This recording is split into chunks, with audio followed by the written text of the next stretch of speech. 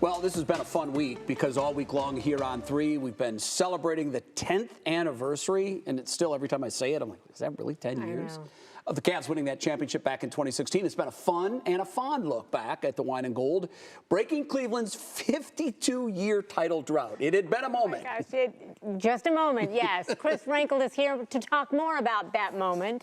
Yeah, that moment. 52 years in the making. There's a great picture from the championship parade of my mom standing in front of 52 years, and she was 52 years old. Really? For the first time in her lifetime, cool. They won a title. It took her entire life. But that moment, just memories like that moment, just one of those that you're going to remember. Tomorrow, 10 years ago, they won Game 7, and in that Game 7, you're going to remember so many things about that, where you were, what you were feeling, all those memories.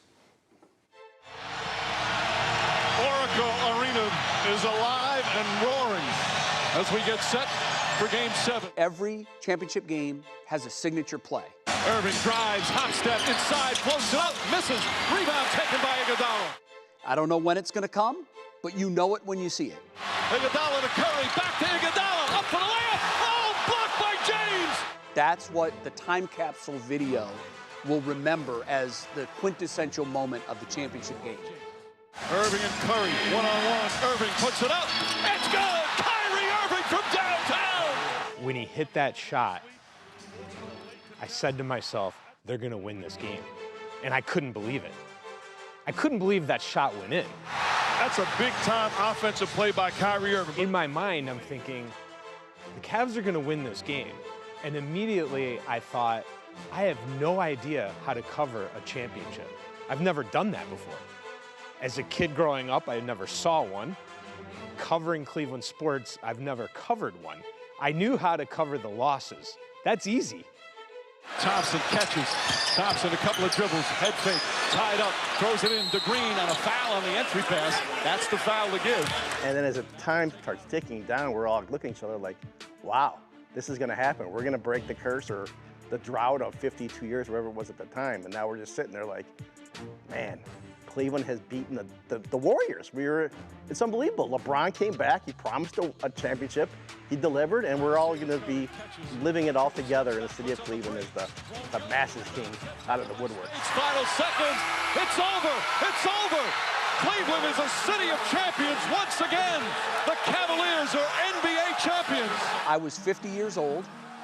It was Father's Day, and I had made good on a promise to my dad that because he and I never got to share a championship together, I would do everything in my power to make sure that my son and I were together when it happened. And my son and I held an emotional embrace for what felt like 5 minutes. It was probably 60 seconds. And you can, you know, if you believe in these things or not, that's wonderful. I do. I felt my dad in that hug with Corey.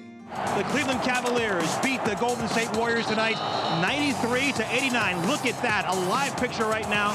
It is absolutely crazy in downtown Cleveland right now. There are not many shared experiences anymore. We all experience things in different ways, and because the world is so fractured in other ways right now, but sports is the great equalizer. June 19th, 2016, your Cleveland Cavaliers, the champions of the world. This is the LeBron banner. Look at it. They just lit it up. It's kind of like being in a movie theater when you're watching a movie and the audience is really involved. Multiply that by 8,000. And that was what that was like, being in the middle of that crowd, or being on top of that crowd and seeing that crowd on that night. It was something. The Cavaliers are NBA champions. And oh, hey, one other thing, Cleveland. Let the party begin. What's wild is the most special part about going into the locker room was to see it on the players' faces, almost a relief and an understanding about what they did for this city.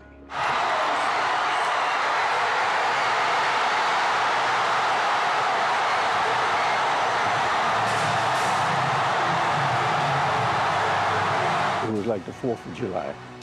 I don't know if it was gunfire or fireworks or whatever was going off. And you could hear people cheering, just cheering out in the neighborhood.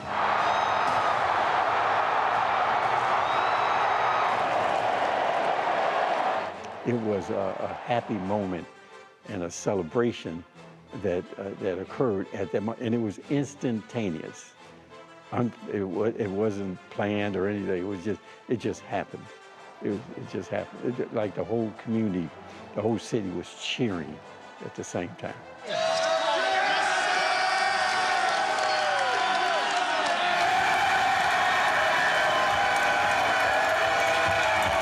I can't believe we only have one. I can't believe we had LeBron James 2 different times, and we still only got one, and we had to come back from down 3-1 to get it. If that isn't so Cleveland, I don't know what is. Well, as a reminder, you can watch the entire 2016 Cavs parade in downtown Cleveland on our WKYC app. It's so much fun to look back at this, isn't it? And remember and look back and think where you were. I remember I was working in Alabama. I was sitting alone in our break room on a tiny TV because I didn't want to be around anybody else in case it went wrong. Right. And then when that shot hit and it dawned on me, I'm like, wait, they're actually going to, I was waiting for the letdown. It was like, oh, another one. They're going to somehow, the Warriors are going to win. That's how we watch sports. Yeah, exactly. And then when it was like, nope, they're actually going to win it, I cried. First person you called? I cried. I think people started calling me. Yeah. I was just sitting there in silence, and then my phone started ringing. Yeah. But I definitely texted the family because I couldn't believe it. Well, you mentioned family. It happened on Father's Day. Yeah. And I think that was just so prophetic because most of us are sports fans because our parents, our fathers, the relationships that we had. That's why being with my son while I got to experience the first Cleveland Pro Sports Championship was so special to me because I never got to experience one with my father. And it was a moment for all of us, and I love that it happened on Father's Day. Yeah, special, special moments. Now we got to get another one, another special moment. Maybe next year. There's always next year. That's our favorite saying. Thanks, Chris. I know. Chris, thank you.